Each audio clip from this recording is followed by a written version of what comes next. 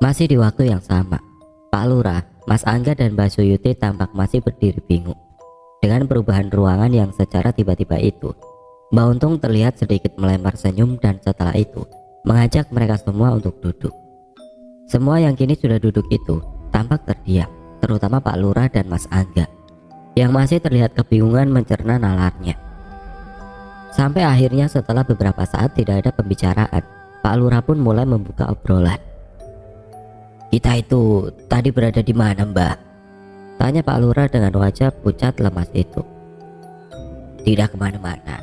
Kita tadi ya hanya berputar-putar saja di ruang tamu ini, Pak Lurah." Jelas Mbak Untung yang setelah itu menjabarkan bahwa sejauh tadi kita melangkah melewati lorong demi lorong itu. Kita semua sebenarnya tidak pernah keluar dari ruangan tamu itu. Penjelasan yang tentunya sungguh tidak masuk akal, tapi dengan semua yang telah mereka lewati tadi, rasa-rasanya tidak ada alasan bagi mereka, terutama Pak Lurah dan Mas Angga, untuk tidak percaya. Tidak lama kemudian Mbak Suyuti pun menyela usai penjelasan itu perihal ritual ini. Apakah benar-benar sudah tuntas? "Apakah ini sudah selesai, Mas?" tanya Mbak Suyuti yang segera dijawab oleh Mbak Untung. "Belum, Kang. Kita masih harus membersihkan sisa-sisa remah tanahnya dan memagari rumah ini," jawab Mbak Untung yang setelah itu matanya tampak melihat sekeliling ruangan itu dan kembali berkata, "Ayo, sekarang saja agar segera selesai," kata Mbak Untung yang langsung berdiri dan setelah diikuti oleh yang lain. "Seperti tadi ya," kata Mbak Untung sembari memandang ke arah Mbak Suyuti yang segera paham apa yang harus dia lakukan.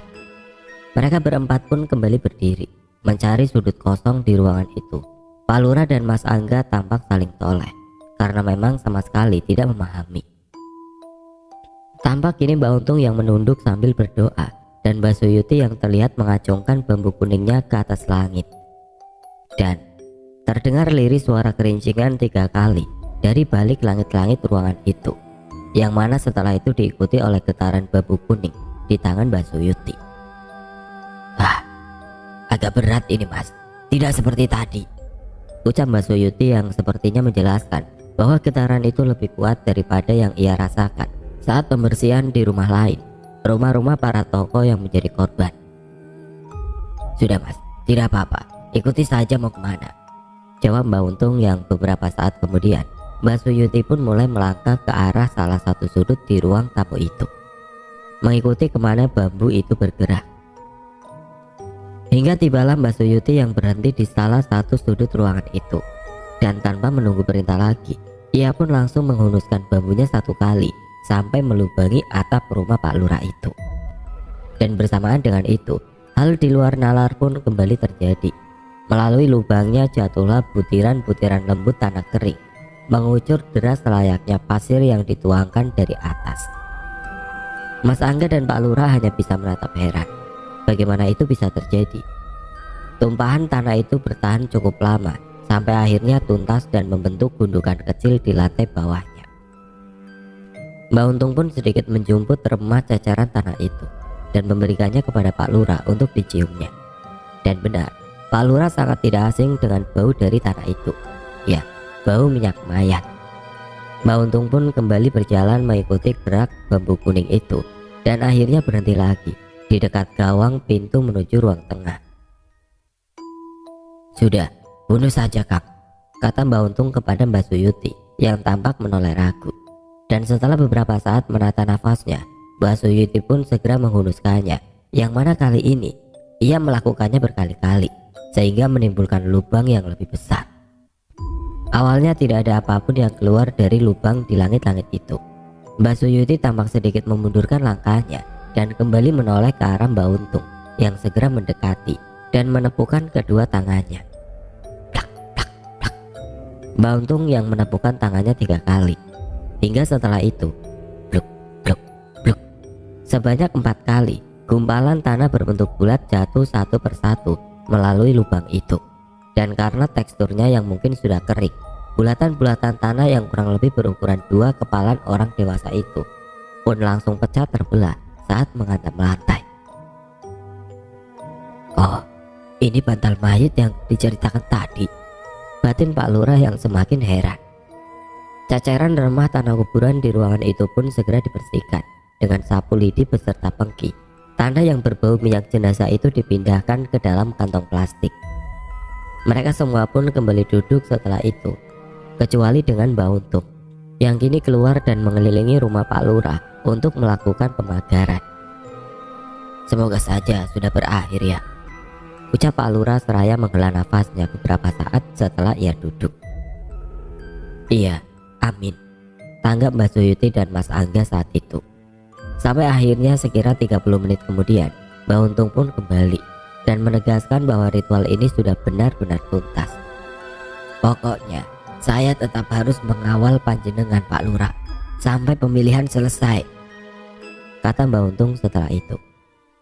"Terus apa ini Mbah yang harus saya berikan kepada panjenengan? Karena terus terang saya tidak mau kalau hanya begini saja," kata Pak Lurah yang setengah memaksa untuk membayar atas jasa yang diberikan oleh Mbak Untung.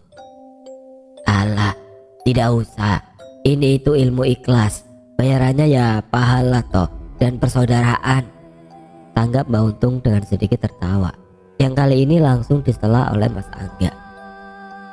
"Ya bukan begitu Mbak. Persaudaraan tetap persaudaraan.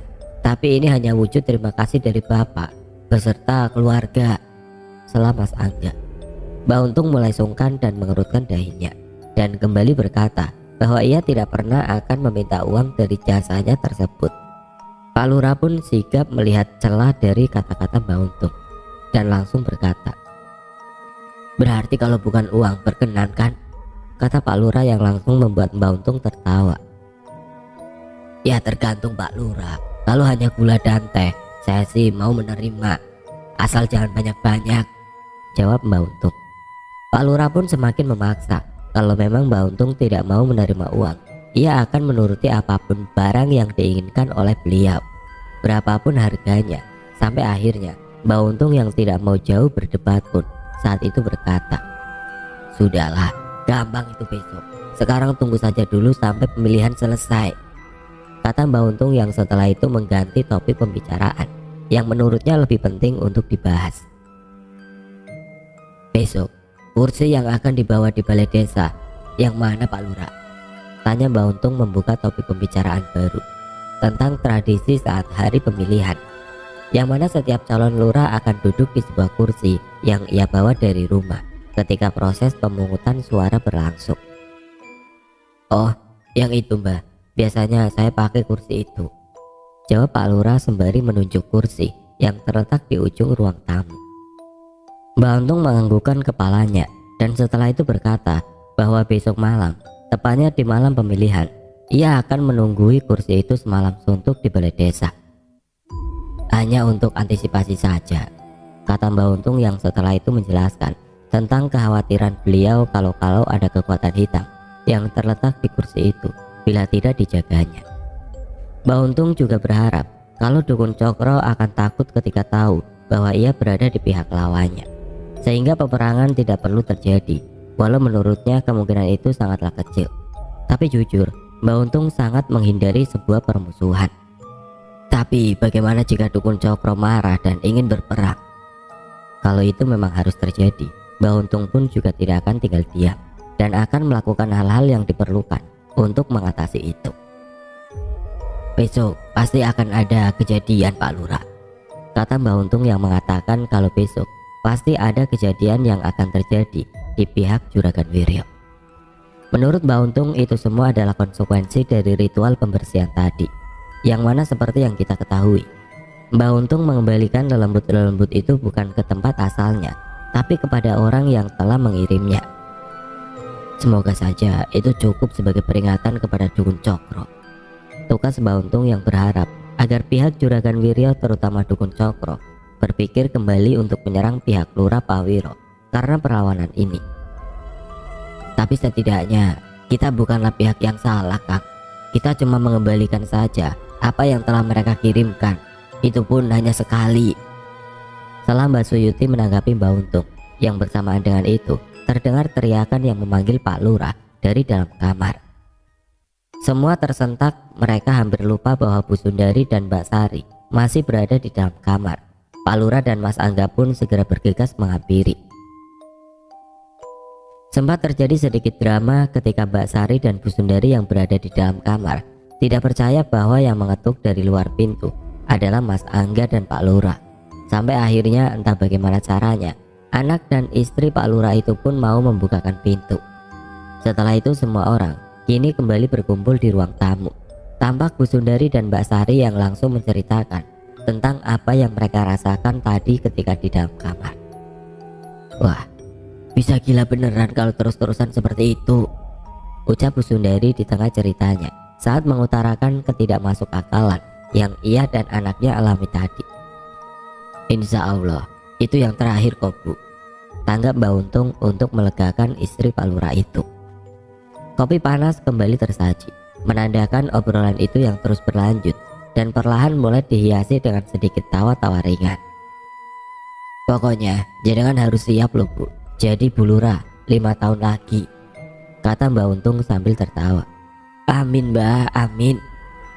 Saya pasti siap.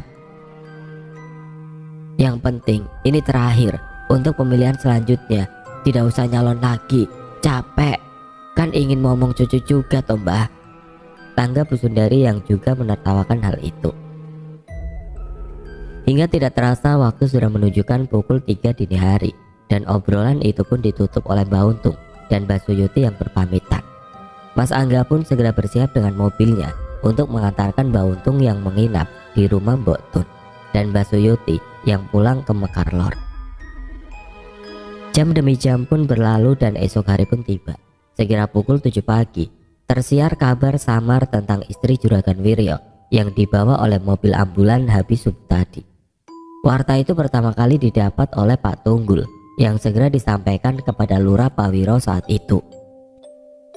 Katanya Mbak Nani muntah darah Pak, tadi pagi dan sekarang sudah dibawa ke rumah sakit, kata Pak Tunggul Kadus Mekar Kulon sekaligus tetangga dari Juragan Wiryo itu. Pak Lurah yang semula tampak menguap karena masih mengantuk itu pun langsung terbelalak mendengar warta dari Pak Tunggul itu. Apa iya? Jawabnya yang seketika langsung teringat dengan apa yang sudah Mbak Untung katakan semalam. Ayo masuk dulu Kang, kata Pak Lurah setelah itu sambil tolah-toleh dan mengajak Pak Tunggul untuk membicarakan itu di dalam saja. Memangnya ada apa sih Pak Lurah? Ucap Pak Tunggul yang merasa aneh dengan gelagat itu. Namun bukannya langsung menjelaskan, Pak Lurah malah terus bertanya tentang keadaan istri Juragan Wiryo itu, yang mana Pak Tunggul sendiri juga tidak mempunyai banyak informasi lagi selain yang sudah ia katakan tadi. Sampai akhirnya berita selanjutnya pun menyusul lewat kedatangan Kadus Mekar Tengah, yaitu Pak Mansur. Ia tiba dengan wajahnya yang gugup dan langsung berkata, Kismo gantung diri, kata Pak Mansur dengan terbata. Tangga Pak Lurah dan Pak Tunggul seketika. Itu di kebun selatan, sekarang sudah ramai. Kismo gantung diri di pohon waru, masih menunggu polisi datang, kata Kadus Mansur lagi. Atas nama kemanusiaan saat itu juga Pak Lurah, Pak Tunggul dan Pak Mansur pun langsung pergi ke tempat kejadian. Di sana tampak sudah ramai orang yang tengah menyaksikan pemandangan mengerikan itu. Pak Lurah segera menerobos maju dan mendekat, menegakkan dirinya untuk mengamati tubuh Kismo lebih dekat. Kata-kata Mbak Untung semalam melintas kuat di pikirannya. Sepertinya inilah peringatan yang Mbak Untung katakan. Batin Pak Lurah yang pandangannya mendadak terhenti di wajah Kismo, yang mana tampak gumpalan tanah sebesar bola yang menyumpal mulut jasad itu, membuat penghalang lidah yang seharusnya menjulur. Batin Pak Lurah semakin menguat bahwa ini adalah keniscayaan yang dikatakan Mbak Untung semalam tentang akan terjadinya sesuatu yang menimpa di kubu lawannya. Hingga tidak selang berapa lama kemudian, rombongan aparatun datang mengevakuasi tubuh preman suruhan Juragan Wiryo itu dan langsung memasang garis polisi di sekitarnya. Kejadian itu tentu menggemparkan seluruh desa, terutama di Mekar Tengah sebagai dusun di mana Kismo itu tinggal.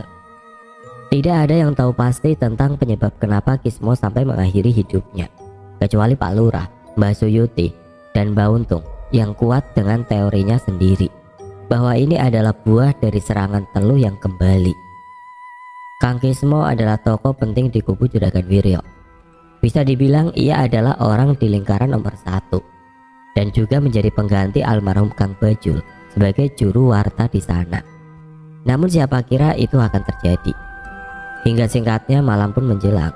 Kubu Lurah Pawiro tentu tidak mau mengambil pusing akan kejadian itu dan mencoba bersikap dengan sewajarnya saja. Orang-orang di kubu Lurah Pawiro Atmojo tidak ada yang tahu kalau itu adalah sebab musabab dari perteluhan ini, kecuali Pak Lurah, Mas Angga dan Mbak Suyuti yang memang diperintahkan oleh Mbak Untung untuk merahasiakannya sementara. Malam ini adalah malam coblosan, di mana tepatnya hari besok pemungutan suara pemilihan kepala desa Mekarsari akan dilaksanakan. Selepas Isya, orang-orang dari kubu petahana sudah tiba di balai desa, menata kursi singgasana yang besok akan diduduki oleh Pak Lurah Pawiro Atmojo sebagai calon. Mereka yang di balai desa adalah Pak Karib, Pak Warsa, Mbak Gotro, Mbak Suyuti, Mbak Untung tentunya, dan beberapa warga pendukung lainnya. Sementara untuk para kadus, mereka tengah berada di rumah Pak Lurah karena memang sengaja tidak diperbolehkan Mbak Untung untuk ikut. Di samping kursi singgasana yang mereka bawa, tampak juga satu kursi megah yang terlebih dahulu ada, yang mana tentunya itu adalah kepunyaan Juragan Wiryo. Kalau kita jahat, bisa saja loh mempermainkan melalui kursi itu. Seletuk Mbak Untung yang melihat kursi milik Juragan Wiryo sama sekali tidak ada yang menunggui. Permainkan saja toh Kang, biar sekali-kali merasakan, tanggap Mbak Gotro yang langsung disela oleh Pak Karib. Paling sebentar lagi mereka pada kesini. Kalau untuk sekarang mungkin sedang di rumahnya Kismo, salah Pak Karib. Menit demi menit pun berlalu dan orang-orang dari kubu Lurah Pawiro itu pun mulai mencari kesibukan masing-masing untuk membunuh waktu. Ada yang main kartu, ada juga yang hanya mengobrol ringan saja.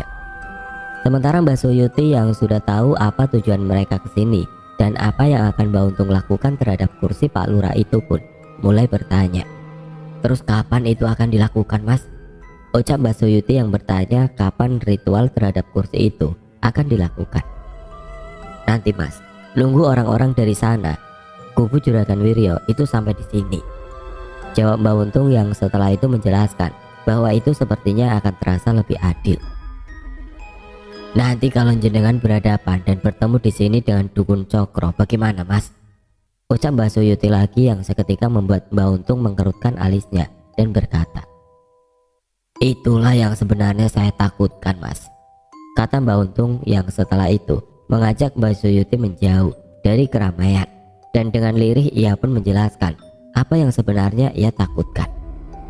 Sebenarnya bukanlah Dukun Cokro yang Mbak Untung takutkan, justru ia lebih takut pada dirinya sendiri.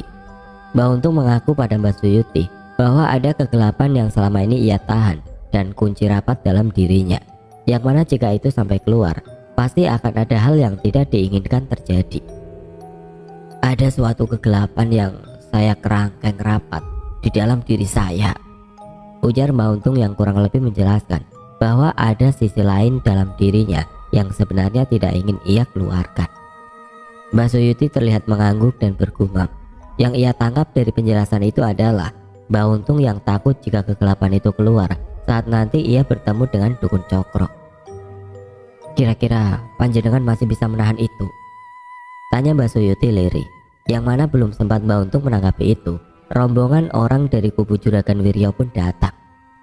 Semua mata tersentak menoleh melihat orang-orang Juragan Wiryo yang datang dengan jumlah yang mengintimidasi. Jumlahnya cukup banyak, sekitar 50-60 orang, sementara kubu Lurah Pawiro hanya 20-an orang saja. Mbak Untung yang mulai gemetar segera menatap dan mengamati mereka satu persatu, yang beruntungnya tidak ada Dukun Cokro di antara orang-orang itu. Mata para pendukung Juragan Wiryo yang didominasi oleh pemuda dan remaja itu tampak menatap mereka sinis tanpa sapa. Melenggang begitu saja melewati 20-an orang dari kubu Lurah Pawiro itu. "Nggih," kata Pak Karim di hadapan orang-orang itu sambil bertolak pinggang sebagai ungkapan satir kepada para remaja yang pecicilan dan tidak menyapa saat melewati mereka. Mbak Untung pun mulai mendekati kursi itu, menyentuh sandaran tangannya seraya membatin mantra, yang mana tidak lama setelah itu muncullah satu pemuda yang ternyata tadi luput dari penglihatannya. Antara terkejut dan tidak terkejut, Mbak Untung ternyata mengenali wajah pemuda itu. Ia adalah Bondan, cucu dari Dukun Cokro, yang sepertinya malam ini mewakili kakeknya untuk menjaga kursi itu.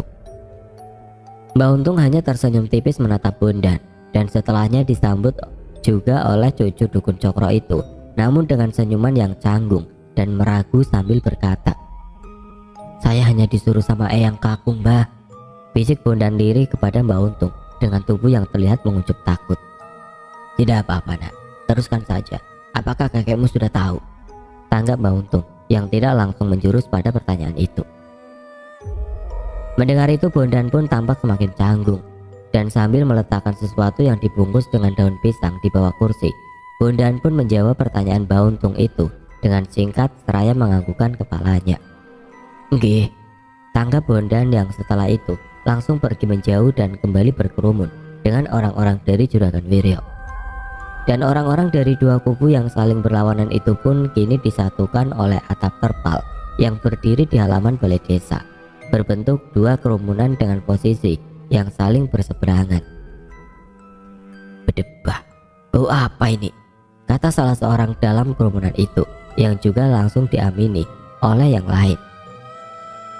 "Bangkai kalau ini," ucap salah satu lagi bersamaan dengan mereka yang langsung terurai mundur. "Kenapa sih itu?" kata Pak Karim sambil berdiri, yang merasa permainan kartunya terganggu oleh hal itu. "Sudah, biarkan saja," ucap Mbak Untung yang kebetulan tengah berzikir tepat di belakang Pak Karim duduk. Dan setelah itu ia pun kembali berkata, "Yang tadi pagi gantung diri, sekarang sedang menjenguk tempat ini," kata Mbak Untung dengan santai, yang sontak membuat Pak Karim langsung terduduk kembali. 20-an orang dari kubu Lurah Pawiro seketika tersentak mendengar itu. Semua pun tampak sedikit panik dan saling merapat. "Ah, yang benar saja, Mbah," tanggap semua orang yang langsung menguncup takut. "Sebentar lagi pasti terlihat, tapi tenang saja," kata Mbak Untung lagi. Sementara orang-orang dari kubu Juragan Wiryo yang berada di seberangnya tampak sibuk mencari sumber bau bangkai itu. Mereka riuh memeriksa di kolong-kolong kursi, tanpa mereka sadari bahwa sebenarnya titik dari bau itu berada tidak jauh dari mereka. Hingga tidak lama kemudian Mbak Untung pun berkata kepada orang-orang yang tengah bersamanya itu. Beliau sedikit merunduk dan setelah itu mengucap lirih, "Itu kalau melihat sedang duduk di pojokan," bisik Mbak Untung yang entah mengapa justru spontan membuat mereka semua berbalik dan menoleh ke arah itu. Dan brengsek, kata Pak Karim pertama kali dengan membisik lirih seraya berbalik perlahan, diikuti oleh yang lain dengan ekspresi ketakutannya masing-masing. Setelah baru beberapa detik saja mereka menoleh ke arah yang ditunjuk oleh Mbak Untung itu. Benar ternyata apa yang dikatakan Mbak Untung akan hal itu. Sosok berwujud pocong tengah duduk di ujung seberang mereka, di dekat para pendukung Juragan Wiryo yang masih riuh. Seperti ujar Mbak Untung, sosok itu adalah orang yang tadi pagi mati gantung diri. Yang tidak lain dan tidak bukan adalah Kang Kismo, salah satu preman dan tokoh penting di pihak Juragan Wiryo. Namun tidak seperti Mbak Untung dan kawan-kawan, orang-orang dari kubu Juragan Wiryo seperti tidak menyadari keberadaan pocong itu. Mereka ramai sibuk mencari bau bangkai yang sepertinya semakin menyengat. Sampai akhirnya setelah bertahan cukup lama, bau itu pun hilang begitu saja bersama dengan sosoknya. Tibalah di hari ini, hari di mana pemungutan suara akan dilaksanakan. Semua warga menyambutnya dengan gegap gempita. Dari jam 7 pagi mereka semua sudah mulai antri di setiap tempat pemungutan suara di dusunnya masing-masing. Pak Pawiro Atmojo sang petahana tampak elegan dengan setelannya berupa topi belangkon, beskap dan kain jarik. Bak bangsawan Jawa diantar oleh Mbak Untung dan menantunya menuju balai desa. Sementara itu Juragan Wiryo sang penantang justru terlihat kusut. Ia yang hanya mengenakan baju koko itu tampak kurang bertenaga. Bagaimana tidak, kemarin ia harus melalui hal yang luar biasa, yaitu meninggalnya Kang Kismo dan istrinya yang masih dirawat di rumah sakit dengan penyakitnya yang katanya tidak jelas. Namun semua harus tetap berjalan. Juragan Wiryo datang bersama Pak Rukun dan Dukun Cokro Sesampainya di balai desa, ia pun segera duduk di singgasana, berjejer dengan Lurah Pawiro Atmojo yang sudah terlebih dahulu berada di sana. Terjadi kecanggungan ketika Pak Cokro dan Mbak Untung bertemu. Yang tanpa terduga justru Pak Cokro lah yang terlebih dahulu menyapa. Senyumnya sangat kecut seperti takut, walau tampak jelas kerisnya yang diselipkan di depan kemejanya. Tapi meski begitu, Mbak Untung yang berada di seberang tetap membalasnya dengan sangat ramah. Sembari berdiri dan meletakkan satu tangannya di dada, beliau tersenyum dan mengangguk, walau itu sebenarnya untuk menutupi rasa curiga dalam hatinya. Apa yang direncanakan orang ini? Batin Mbak Untung dibalik senyumnya itu. Yang mana tidak lama setelah itu, kecanggungan itu pun terpecah oleh panitia yang riuh meletakkan kudapan di meja depan mereka masing-masing. Sementara itu di atas dua singgasana, Juragan Wirya masih saja kusut. Berkali-kali ia terlihat memijat-mijat pangkal hidungnya, kantong matanya hitam, seperti orang yang semalaman tidak boleh tidur. Hingga tidak lama setelah itu Pak Rukun pun menghampirinya dengan langkah malas karena mabuk. Preman tua itu memberikan wadah tembakau kepada Juragan Wirya, sembari berkata membisik, "Ini gelinting dulu bos, mau ngopi apa ciu cangkol? Biar agak tenang." Bisik Pak Rukun sambil terkekeh, yang mana kata-katanya sebenarnya masih bisa terdengar jelas di telinga orang-orang yang berada di situ. Kecuali mungkin Mas Angga dan Mbak Untung, tidak ada yang terkejut dengan celoteh itu, karena memang seperti itulah Pak Rukun. Kalau tidak mabuk, ya bukan dia. Begitu mungkin istilah orang-orang kepada satu-satunya penjual tua dan ciu cangkol di Kelurahan Mekarsari itu. Tidak, kopi saja Kang, tanggap Juragan Wirya sembari menyambut wadah tembakau dari preman yang umurnya sudah hampir 5,5 dasawarsa itu. "Pak Panitia, bos saya minta kopi ini loh, yang nas gitel, panas, manis, dan kental," ucap Pak Rukun dengan keras, yang tidak hayal mengundang tawa dari orang-orang yang berada di halaman balai desa itu. Jam pun berlalu, hingga pemungutan suara di setiap dusun pun akhirnya selesai, dan tentu berlanjut dengan penghitungan. Kata-kata padi dan jagung pun terdengar saling bersautan oleh toa yang ada di setiap tempat pemungutan suara di 5 dusun Kelurahan Mekarsari ini. Pak Pawiro Atmojo sebagai sang petahana dan Juragan Wirya sebagai penantang masih menunggu hasilnya di balai desa. Mereka berdua yang tengah duduk di 2 kursi singgasana itu terlihat dengan ekspresinya masing-masing. Juragan Wirya yang meski terlihat lebih lelah, tidak sekalipun matanya menutup. Ia tampak resah dengan terus menghisap tembakaunya. Beda halnya dengan Pak Pawiro Atmojo yang tampaknya malah tenang dan biasa saja. Bahkan beberapa kali ia sempat terlihat tertidur pulas di atas kursinya. Hingga beberapa jam kemudian perhitungan suara di setiap dusun pun selesai. Dan inilah saat yang paling ditunggu-tunggu.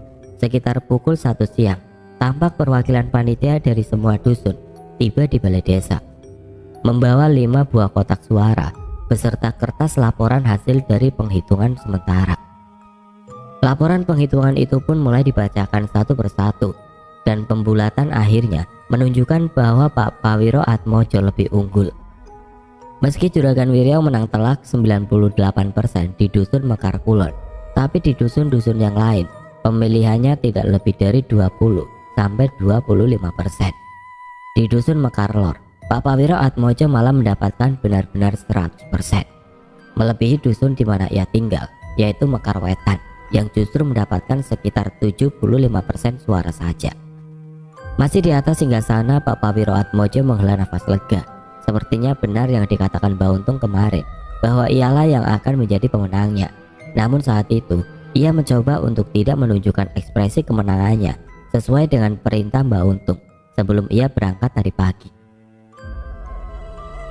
Juragan Wirya mukanya merah, menunjukkan ekspresi malu yang bercampur dengan amarah. Hawa-hawa panas menyeruak di halaman balai desa itu. Ditambah lagi oleh pendukungnya yang mulai berdatangan dan berteriak-berteriak tentang adanya kecurangan. Di halaman balai desa itu kini rata-rata hampir 80%-nya diisi oleh para pendukung Juragan Wirya. Sementara sisanya adalah panitia dan orang-orang di kubu sang pemenang, yaitu Pak Pawiro Atmojo. Keadaan itu sepertinya dijadikan legitimasi oleh pendukung Juragan Wirya sebagai landasan kecurigaan mereka.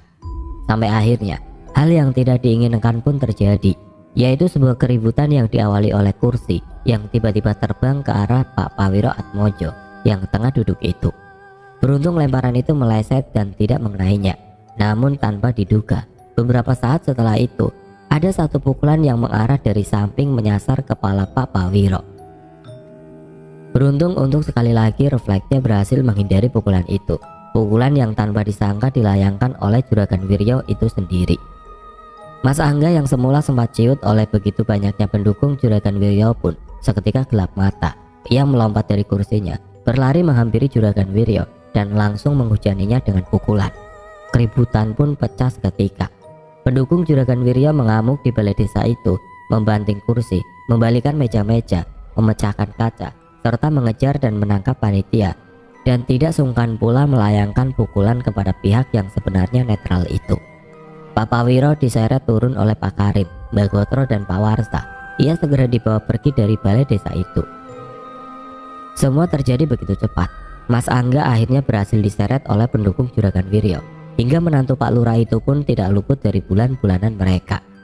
Mbak Untung mencoba menyelamatkan Mas Angga, menyeretnya dari sekitar 6 orang yang kini mengeroyoknya. Wes, sentak Mbak Untung dengan matanya yang sudah merah. Yang mana bersamaan dengan itu, tanpa ia sadari, Dukun Cokro menghampirinya dari belakang dan mencucukkan kerisnya ke kepala Mbak Untung. Entah apa yang ada di pikiran Dukun Cokro itu, yang jelas sepertinya ia juga tengah dikuasai oleh emosinya. Mati, sentak Dukun Cokro seraya menghunuskan kerisnya berkali-kali ke kepala Mbak Untung dengan sekuat tenaga. Mbak Untung yang akhirnya menyadari itu pun segera berbalik. Dukun Cokro tampak tersentak memundurkan langkahnya. Ia menyadari bahwa keris yang ia hujamkan itu tidak bisa melukai Mbak Untung. Ayo, duel sama saya. Kalau saya kalah, saya akan meminum air kencingmu, tantang Mbak Untung. Pura-pura buta sampean Kang, dengan saya, licik, tanggap Dukun Cokro dengan suaranya yang gemetar, yang langsung dijawab oleh Mbak Untung. Buta, kamu itu yang sudah buta karena menghalalkan segala cara untuk urusan dunia, sentak Mbak Untung yang bersama dengan itu. Sebuah lemparan golok melayang menghantam dadanya dan yang melempar adalah Pak Rukun. Mbak Untung yang sepertinya tidak sigap tampak sedikit terhuyung mundur. Namun lagi-lagi golok itu tidak bisa merobek bajunya, apalagi melukainya. Kang Wicak yang sempat melihat itu seketika turut gelap. Ia segera mengambil golok yang terserak di bawah tanah itu dan berlari mengejar Pak Rukun. Mengetahui kalau itu Kang Wicak, Pak Rukun pun langsung berlari kabur tunggang langgang, sampai akhirnya satu kompi tentara dan polisi pun datang menghentikan keributan itu. Suasana tidak serta-merta menjadi kondusif setelah aparat keamanan datang, terutama pada orang-orang di kubu Juragan Wiryo yang sesekali masih tampak menyerang dan merusak fasilitas. Sampai akhirnya setelah upaya pendekatan dan dialog, semua orang pun berhasil ditenangkan oleh aparat keamanan. Mereka semua juga diminta untuk pulang ke rumahnya masing-masing. Kalau masih mau ribut, saya akan sel kalian semua, tegas Pak Suranto seorang dan Ramil setempat, yang tidak lama kemudian membuat kedua kubu yang berseteru itu akhirnya membubarkan diri. Tampak kini keadaan balai desa yang sudah porak-poranda, semua kaca pecah, kursi-kursi berserakan, dan terlihat juga beberapa panitia yang terluka karena serangan oleh orang-orang Juragan Wiryo. Sementara di kedua belah pihak banyak juga yang terluka karena keributan itu. Sebut saja yang paling menonjol, yaitu Mas Angga dan Juragan Wiryo yang sama-sama babak belur, dan Pak Rukun yang ternyata terluka cukup parah. Ia dilarikan ke rumah sakit karena jari kelingkingnya dan daun telinganya yang putus karena duelnya dengan Kang Wicak. Sebuah warta dikatakan oleh aparat yang melerainya, yang mana kalau saat itu mereka terlambat, bisa jadi Pak Rukun tidak akan selamat dari kebingasan Kang Wicak. Namun dari kemelut berdarah itu, ternyata semua masih beruntung karena terhitung sampai saat ini belum ada korban jiwa atau nyawa yang jatuh.